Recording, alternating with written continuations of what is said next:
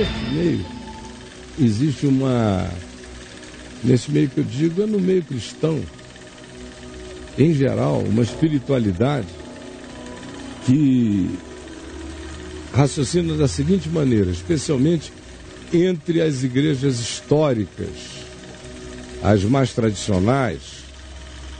Quando eu era menino, eu cresci com a minha avó e a minha mãe, presbiterianas,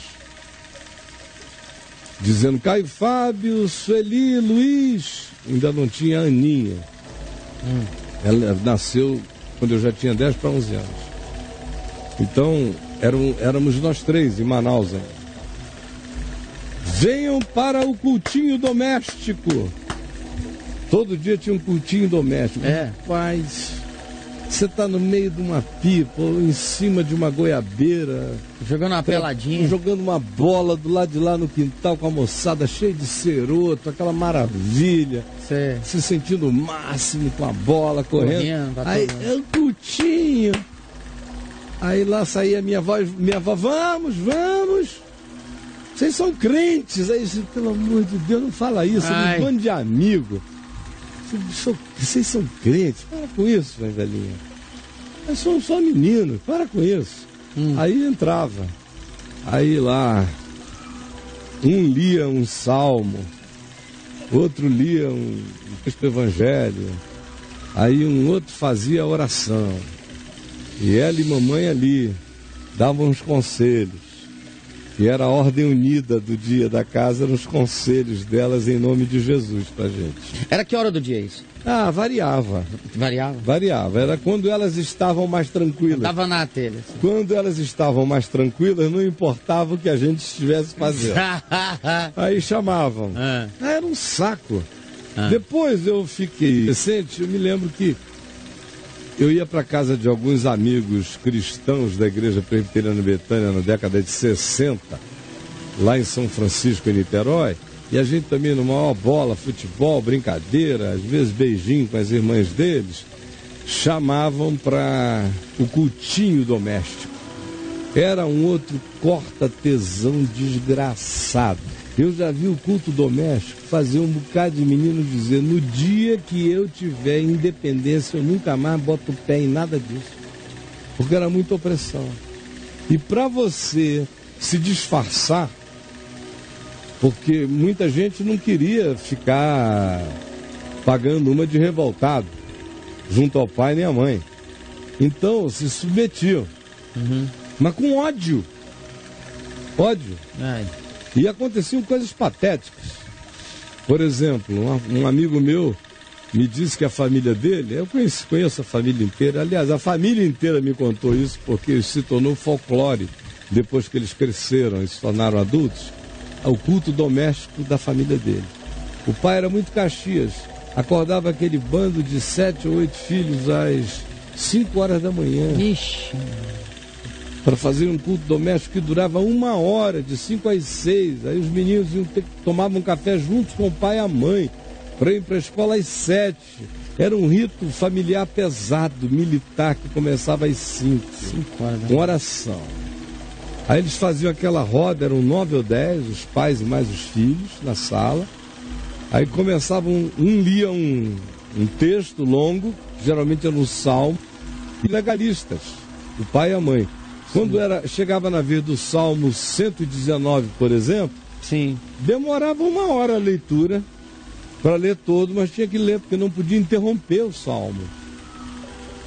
E depois cada filho fazia uma oração, a mãe fazia, o pai fazia uma longa. A senha era a seguinte, todo mundo queria orar primeiro. Quando chegava, ontem fulano orou primeiro, hoje é minha vez. E os pais nem sabiam porque que eles queriam orar primeiro. Sabe como é que os pais interpretavam isso? Que era uma família muito piedosa. Eles chegavam e diziam, não, nossos filhos de manhã, olha, 5 da manhã, eles ficam até brigando para ver quem ora primeiro. Eles interpretavam com a vontade deles. É porque o cara tinha acabado de acordar, ele interrompia o sono, ele fazia aquela oraçãozinha, obrigado Jesus pelo meu pai, minha mãe, por fulano, Beltrano, a família inteira, mencionava o nome, Senhor, obrigado pelo alimento, pela comida, dá-nos um bom dia hoje de aula, livra-nos de todo mal, em nome de Jesus. E dormia 1 hora, né? Dormia as outras 9 orações. O outro tempo que ele não tinha para dormir. Então era uma cultura. Os 3 primeiros a orarem tinham mais vantagem. O último, coitado, ficava ali, né? Prestando atenção. Porque se alguém desse uma cotovelada, acorda fulano, ele podia ser disciplinado por não ter ficado acordado em oração. Aí, é pesado, pesado, né? É pesado. Mas no fim a interpretação era a seguinte: os pais diziam, nossa casa é uma casa piedosa, que os nossos filhos são meninos espirituais. Isso era que se chamava menino espiritual. Hoje é subir no monte, ir ao máximo possível de reuniões de oração no ambiente da congregação. E se você chegar num restaurante, ao invés de simplesmente dizer no seu coração ou na presença dos outros, gente, graças a Deus por esse alimento maravilhoso que Ele nos deu, e começar a comer, é pecado para eles. Você tem que fechar o olho, dar a mão, aquele restaurante todo olhando para aquela rodinha ali, às vezes até mais de 1 hora, para ser bem piedosa a refeição. Tô ligado. Não importa, você sai dali para comer a secretária às 4h30 da tarde. Isso aí não tem problema. Aquele momento observado, fotografado, aquela selfie, é piedosa. E é isso que vale, é aquela fachada. Não é como o quarto tá, é a cortina que eu ponho que cobre aquela fachada, conforme eu tinha mostrado há pouco. Essa é a espiritualidade prevalente. Se você aprende o amestramento, o adestramento, a domesticação dessa espiritualidade, fica tudo muito bem. Do contrário, enquanto você pode continuar assim, vivendo assim, fingindo, abre lá a Bíblia, faz esse negócio. Mas para consumo público, você tem que aprender outra coisa e praticar. Se você praticar, como tem mulheres aqui que escrevem, dizem, Caio, meu marido foi piedoso 20 anos e agora está assim. Eu digo, não, minha irmã, não foi nada disso. Ele só praticava os ritos da piedade para você ficar pensando que ele era quem ele nunca foi. É fácil, até cachorro aprende. Não é, Judá? Até cachorro aprende. Olha aí. Você já viu esse vídeo na internet? Aí, primeiro a dona ora, né? De qualidade super premium, Deus abençoa os cachorros da rua, que eles não passem fome. Abençoa os cachorros da rua. É espiritualidade evangélica mesmo. Sejam abençoadas, Deus, em nome de Jesus. Amém. Opa! Aí todo mundo diz, não, ele é piedoso, é temente a Deus. Ele até bota camisa quando vem para a mesa. E ele não começa a comer, não é por educação, esperando os outros, não. É porque ele é cheio de temor do Senhor. Enquanto a gente não faz uma oração, ele não pega nem no talher. Os cachorros também não. Os cachorros estão entendendo tudo, estão intercedendo pelos cães da rua. Estão fazendo tudo isso. É igualzinho crente. Aí depois o cara se desencadela na vida. Quando ele se escandaliza, e ele se descadela na vida, aí todo mundo diz, meu Deus, mas o que é que houve? Nada. Ele era uma pessoa tão piedosa. Nunca teve nada dentro dele. Ele só era um amestrado, como você.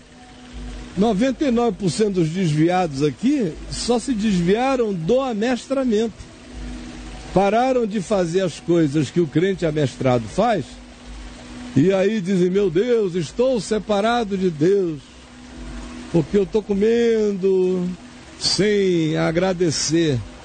E os que comem com gratidão, mas na maioria das vezes passam o resto do dia blasfemando, reclamando, murmurando, zangados, maliciosos, fofocantes, mas acham que agradaram a Deus porque pararam 30 segundos, fizeram esse ritozinho babaca, para depois aí pagarem um sacrifíciozinho de bodes e de touros, ficarem com a sensação de que a espiritualidade está enchida, preenchida.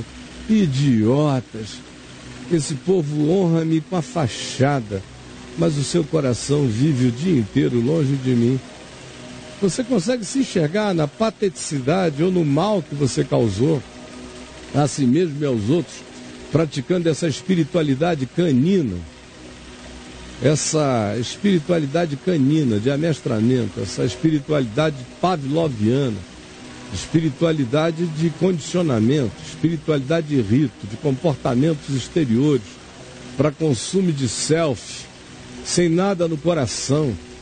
Orgulhou-se a vida inteira de que estava criando os seus filhos no temor do Senhor, só porque impunha a eles o regime militar de uma devoção que só os fazia ficarem cada dia mais revoltados, sem nada na alma, sem quererem nem pensar em Deus, nem em evangelho, nem coisa alguma, porque você foi ensinado mestra cães.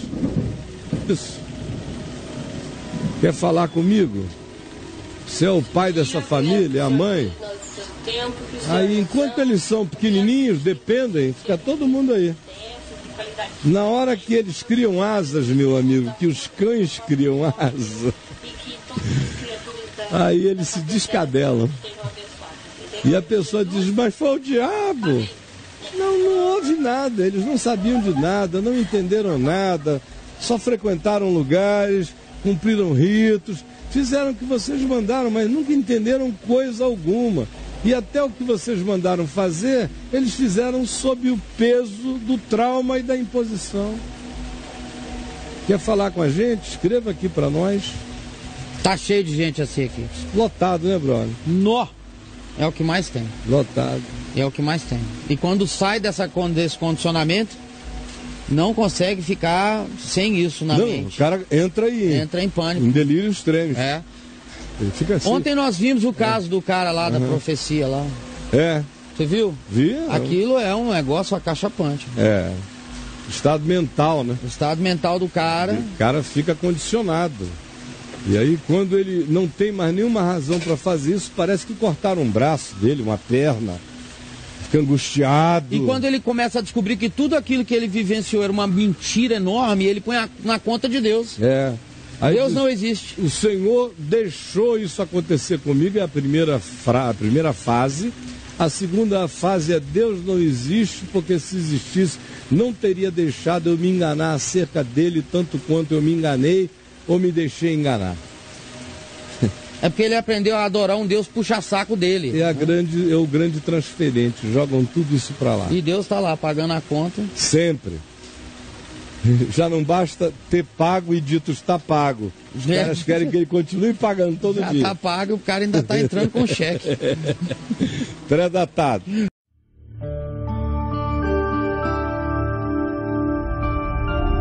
VNVTV, o canal é você.